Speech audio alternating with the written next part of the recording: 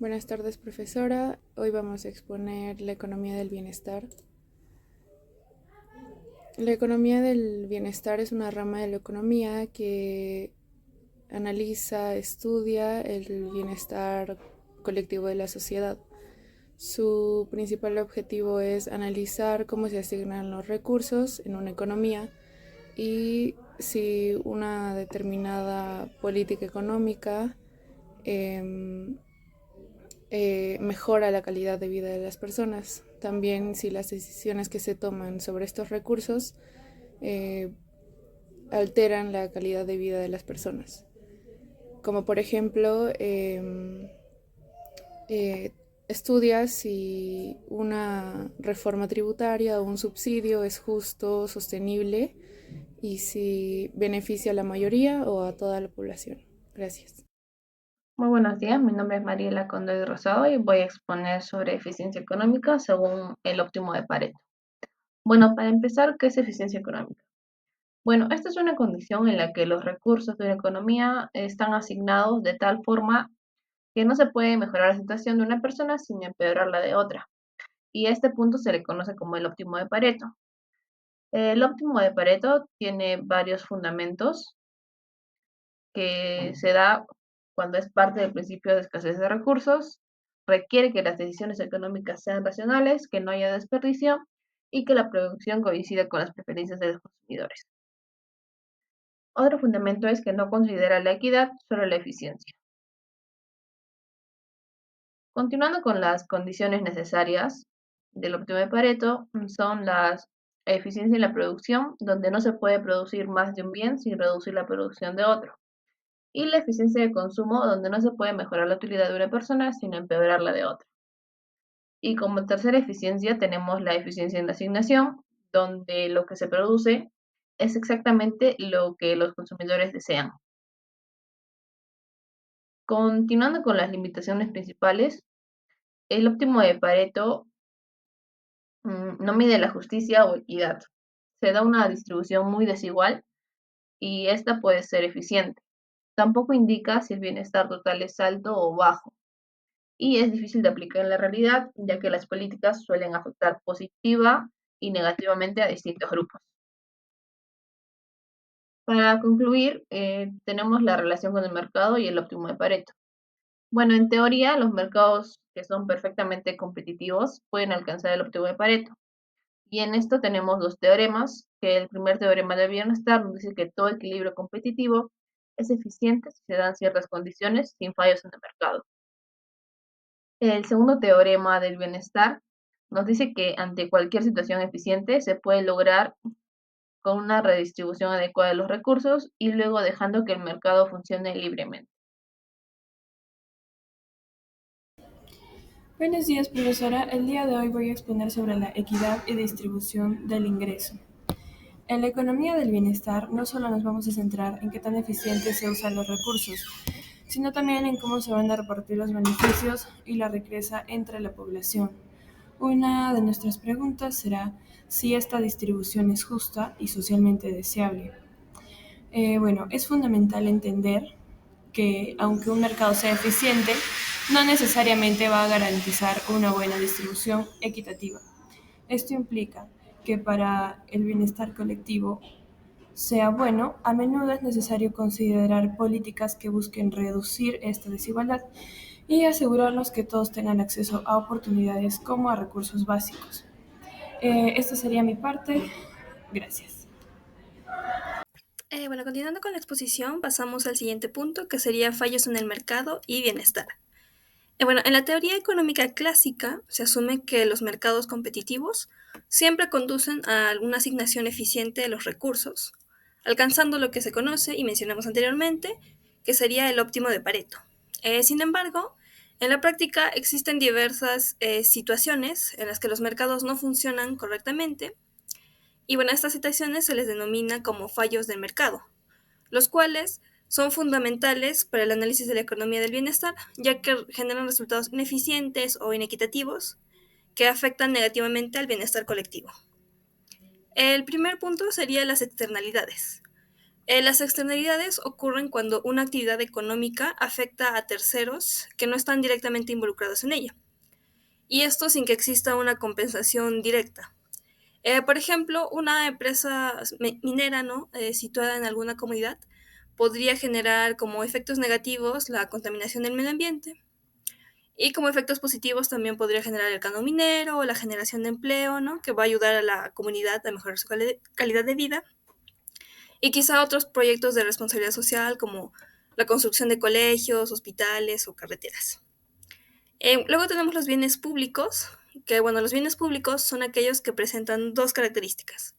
La no rivalidad, es decir, que el consumo de una persona no reduce el consumo de la otra, y la no exclusión, que significa que no se puede excluir a nadie de su uso. Algunos ejemplos podrían ser el alumbrado o los parques públicos. Y dado que no se puede cobrar a cada individuo por su uso, los agentes económicos pueden adoptar una conducta de free rider o usuario gratuito, lo cual impediría que estos bienes sean ofrecidos de forma eficiente por el mercado, ¿no? Que sean cobrados, y por ende son proporcionados por el Estado.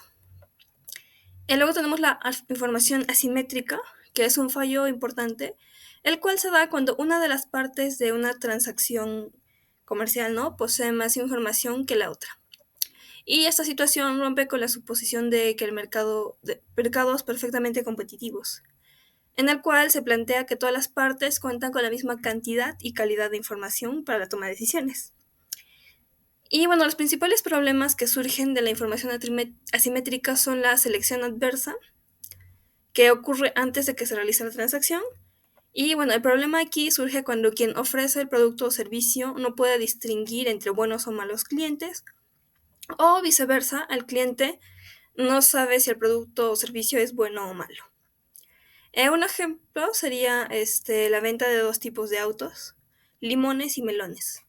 Los limones son autos de mala calidad y los melones son autos de buena calidad. Los compradores no pueden distinguir la diferencia entre estos limones y melones, en cambio los vendedores sí. Y bueno, los compradores, ¿no? Al no poder diferenciarlos, ofrecen un precio promedio, lo cual desanima a los vendedores de melones, provocando que se vayan del mercado y llenen el mercado actual con limones. Luego tendríamos el riesgo moral, que ocurre después de la transacción, en el cual la parte contratada modifica su comportamiento porque ya no asume completamente el riesgo de sus acciones. Un ejemplo podría ser una persona que compra un seguro antirrobos, ¿no? Y esta puede empezar a ser más descuidado con sus pertenencias, ya que el seguro le va a cubrir. Y por último tendríamos el poder del mercado. Bueno, en mercados donde existen monopolios u oligopolios, las empresas tienen el poder de fijar los precios por encima del nivel competitivo. Esto debido claramente a la falta de competidores, ¿no? Lo cual genera una pérdida de bienestar, conocida como la pérdida de peso muerto, ya que restringe la cantidad producida y eleva los precios, lo cual restringe la eficiencia del mercado. Y bueno, los fallos del mercado representan desviaciones significativas respecto al equilibrio eficiente, ¿no? Y la economía del bienestar estudia estos fallos y propone medidas correctivas para acercar los resultados reales a los ideales de bienestar social, combinando eficiencia y equidad. Profesora, buenas tardes. Mi nombre es Alicia Bacravisa y yo estaré continuando con la exposición respecto a la medición del bienestar. Bien, la medición del bienestar estudia cómo se distribuyen los recursos en una población, si está empeorando la calidad de vida o está mejorando. Para ello veremos dos puntos importantes que vendría a ser el excedente del consumidor y el excedente del productor. Bien, en el excedente del consumidor es la diferencia entre que una persona está dispuesta a pagar y entre lo que realmente paga. Es decir, ese pequeño ahorro. A ver, pongamos un ejemplo. Una persona está dispuesto a pagar por un helado 10 soles, pero el helado está en oferta y está a 6 soles. Ese porcentaje de 10 soles, 4 soles que quedaría es su excedente del consumidor. Después tenemos por el punto B el excedente del productor. En aquí ya también es el precio real de un producto que él está dispuesto a vender, o sea, los costos que cubren y la ganancia que se obtiene por ello. Bien, pongamos un ejemplo para entenderlo mejor. Un señor en una esquina vende anticuchos. A él le cuesta preparar la mano de obra, el carbón, su tiempo y los ingredientes, 4 soles, pero estaría feliz vendiéndolo 4 porque cubre sus costos, pero si sus anticuchos son ricos, la gente tiene bastante demanda, la gente va, él lo sube a 7. El porcentaje de 3 puntos, o de 3 soles, mejor dicho, que tiene un promedio, es el sobrante, por así decirlo, es su excedente del productor, es una ganancia extra. Bien, después tenemos, por otro lado tenemos el punto 2, que son los indicadores que miden el bienestar. Tenemos el PBI per cápita. En aquí se mide cuánto en una economía produce por cuántos habitantes hay, ¿no? Pongamos un ejemplo. En una ciudad donde vive Pérez y Lucía, producen su empresa 1 millón al año y tiene 100 personas, 100 trabajadores. Su PBI per cápita sería 100.000, perdón. Su PBI per cápita sería de 10.000, porque se está dividiendo el número de que produce y entre la población. Eso se ve generalmente anual. Por otro lado, también tenemos el índice de desarrollo humano. En aquí es más completo, ¿no? Ya no solo ve los ingresos de una persona, sino también se ve cómo es la educación, la salud, y si el IDH, por así decirlo, de un país es alto, en su gente no solo tiene recursos, también tiene buena salud, vive mejor, vive más tiempo y tiene la educación terminada. Pongamos 2 ejemplos. Un ejemplo en el distrito A, salud. La gente vive hasta los 80 años y tiene mayor esperanza de vida, por lo que tiene facilidad de acceso a los hospitales y puede ser atendido más rápido. En cambio, en el distrito B, la gente promedio vive hasta los 60 años porque tiene baja esperanza de vida, justamente porque no tiene acceso a salud o se le hace complicados, las colas son largas o simplemente no tiene ese derecho, por así decirlo. No hay muchos hospitales en este país. Después tenemos respecto al distrito A, la educación. Casi en aquí todos los niños terminan y tienen el privilegio de ir a universidades públicas porque es más accesible. En cambio, en el distrito B, los niños desde el colegio ya empiezan a trabajar y muchos niños no terminan, no van a la universidad justamente porque prefieren trabajar. Bien, vamos por los ingresos. En el distrito A, los ingresos son promedios. Las personas ganan moderadamente, ni muy alto ni muy bajo. En cambio, en el distrito B los ingresos son mayores, porque en la población hay más fábricas, la riqueza, la gente se dedica más a eso, más a trabajar, ¿no? Bien, después tenemos el siguiente punto, que es el bienestar subjetivo. En aquí, aunque la economía crezca, si una persona se siente estresado y no tiene tiempo para su familia, tiene inseguridad, no tiene esa seguridad de estar en la calle, caminar, bien, puede bajar. O sea, por eso se hacen las encuestas para ver si la gente se siente bien o sin ganas. Pongamos un ejemplo.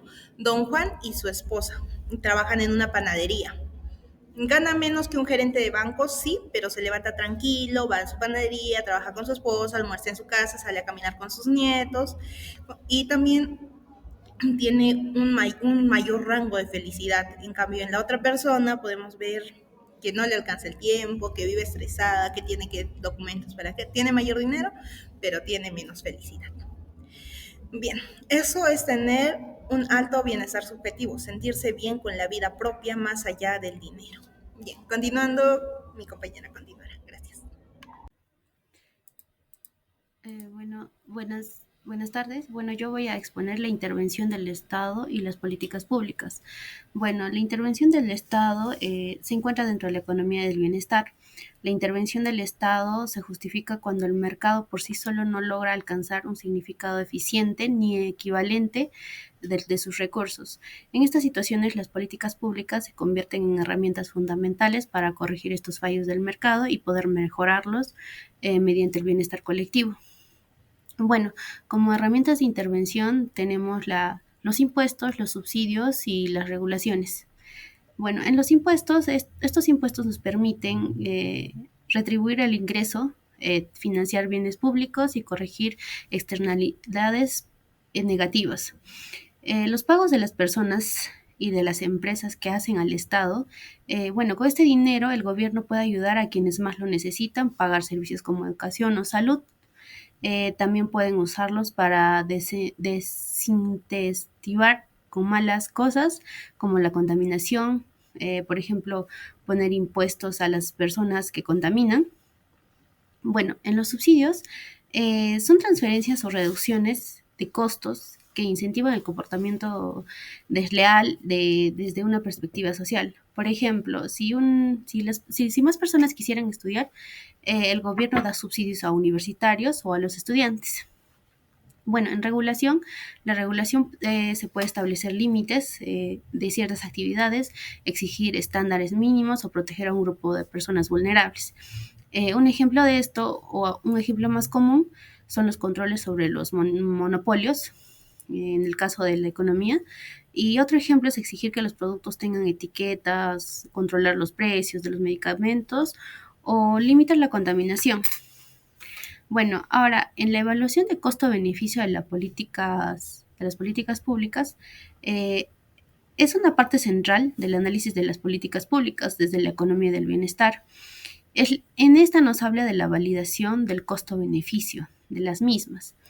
Este método compara los beneficios sociales que genera una política de los costos que implica implementarla. Bueno, su propósito es determinar si una intervención es realmente presenta una mejora en el bienestar total de la sociedad. ¿Y cómo se decide si una política es buena o mala al implementarla? Bueno, antes de aplicar una medida, el gobierno debe analizar si esta vale la pena. Para eso se hace esta evaluación de costo-beneficio. Esto quiere decir que se comparan los beneficios que traerá medidas, por ejemplo, en salud o empleo, ¿no? Al medirlas, en los costos, por ejemplo, si cuánto cuesta aplicarla o si algunas personas se ven afectadas al aplicarla. Si los beneficios son mayores que los costos, entonces la política se considera buena para el bienestar social o el bienestar de todos. También se debe pensar si la medida es justa. A veces una política ayuda a muchos, pero perjudica a otros, como a los más pobres, siendo un grupo más vulnerable. En este caso hay que buscar maneras de compensar a los que se pierden, ¿no? Un ejemplo claro de esto sería, por ejemplo, en Lima y Callao, por ejemplo, se hace que los peajes no tienen mejoras. Entonces, se ha dado casos donde el precio de los peajes ha subido, incluso cuando las carreteras no han mejorado. Entonces, no se ha determinado la construcción prometida. Entonces, en esta podemos ver que es algo que no es justo, no es una medida no justa, ¿no? Eso sería todo por mi parte.